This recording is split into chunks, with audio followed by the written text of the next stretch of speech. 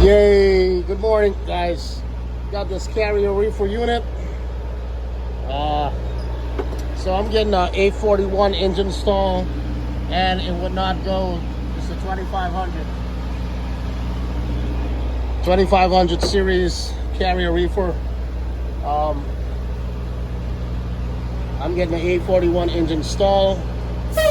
It would not go into the high RPM, so right now I need to set it at minus 10 degrees.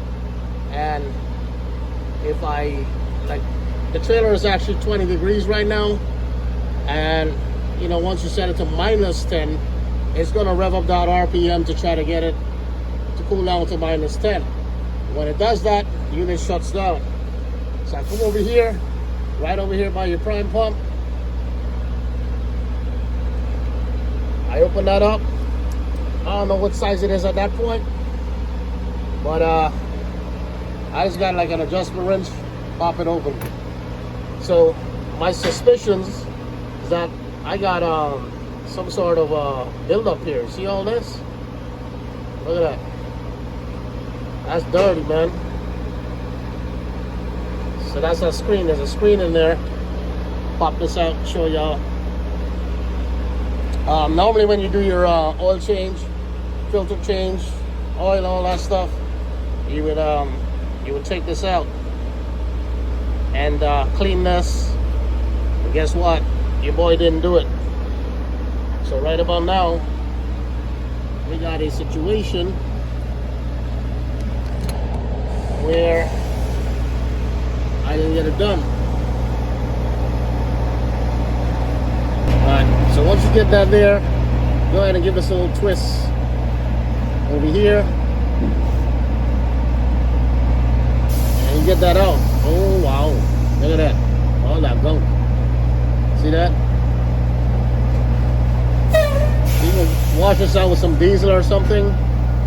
Get all the gunk out of here. Look at all this. Man, I'm getting bad with my maintenance on these units. Alright, I'm gonna wash it up. Alright, so you got a little hole up in there. Right there is where the fuel passes up and go up here. Make sure you clean that out too. You know, get some of like a little hose, whatever, little line that gets up in there, and clean it up. I'm using some PD Blaster right now because that's about what I got. But once you dry it up, you'll be all right, man. It won't mess with anything. All right, so we're gonna put it back together. Got one washer down here. Put that in there. Stay. I'm trying to hold the camera here with the other hand. But let's see. Alright, it's not gonna do it. Go ahead. Grab the other washer. Put it on top. Like so. You got one on the top, one on the bottom. Make sure you document how you're taking this out. Put it back the same way. Don't get this cross-threaded. Take your time, get that in there, hand thread it. So guess what? I finally got the diesel, but I never changed the fuel filter. So when I get home, I gotta do that. But right now, I'm cleaning the screen out, and hopefully it fires up. Tighten this out. Well, it's running. It's just that it's gonna run at a low RPM. Like it'll match whatever the trailer is running, and it'll stay there. If I try to get it like a minus 10 or whatever lower, it's gonna shut off once you get to high RPM. So my suspicion is fuel. So we'll find out here in a little bit. I'll let you know.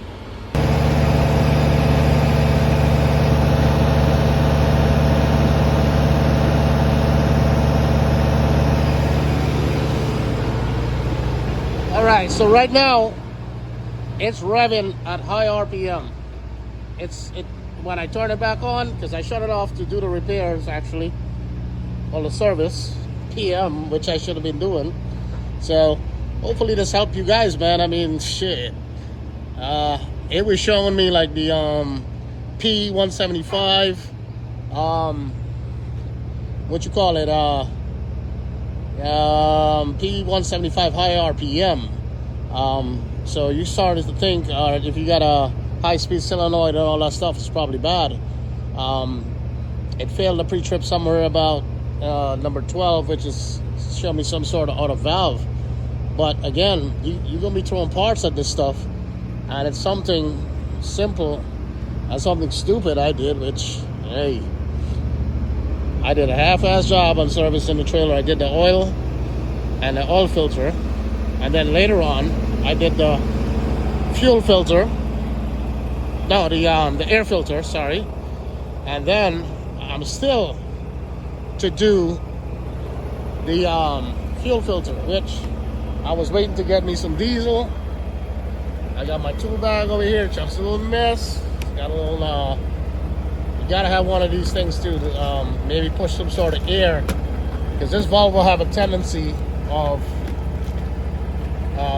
getting stuck sometimes in the neutral not secure position. You gotta have something that does air. You got smaller stuff selling now that you can do air, put air into the truck.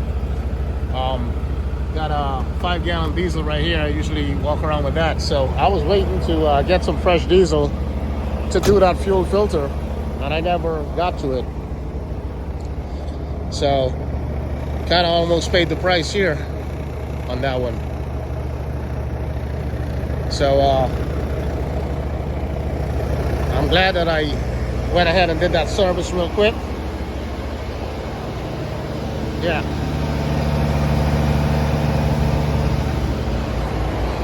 So there's no doubt that it's gonna get down to minus 10 once that defrost process is complete. And for those of you who know, the defrost process actually is revved out at high RPM. So I know it's working now. Definitely. Good to go. Green light on. I mean, at high RPM, it'll shut off in like 1 minute, not even. So the fact that it's been running there for the last 5 minutes or so, definitely some fuel restrictions. Think about it, guys. When the engine is revving hard and fast, it's going to pull more fuel. And if it can't get that, it's gonna cause problem. So, wow, I'm glad I figured that one out there, and hopefully it helps. You know, check your fuel first. Of course, there could be other things like electrical, like alternators and stuff like that. But gotta check the basic stuff first, man. So, like, share, subscribe, pass it on, help each other on the road, man. Hey, these things cost way too much money to maintain. Shoot. I was just thinking I need to just use my truck to pull somebody's trailer. It's half the problem right there, because now you're responsible for the refrigerator load and the truck. If I got somebody's trailer, then they can come pick that up at any time if you know, something's wrong with the truck. But there's a whole lot of disadvantages there again. I mean, I'm gonna have to work actually work a schedule. So right now, you know, I can pick up a load Monday, come back in Florida, deliver Tuesday, go home. Then I do it again Wednesday, deliver Thursday, go back home. I could do that Friday and then back home on Saturday again, and then just be home Sunday. So, and again, as long as I can find money to just pay for my insurance, it's about $1,200 a month. You can park the truck for a whole year. Thankfully, it's all paid for. And yeah, of course, if I can find money to pay my monthly bills for a month, yeah, I'll stay home for a whole month. I don't have to answer to nobody. So it's just a lot of risk. And, you know, of course, advantages and disadvantages there. But shit, you starting to get to thinking, man, when around 4 o'clock in the morning you having issues. But that was my bad anyways. Make sure you service that area. When you do your PMs, go ahead and do that. It's pretty simple. You ain't gotta be no genius to do it, man. See how simple it was. Alright, guys. Peace out.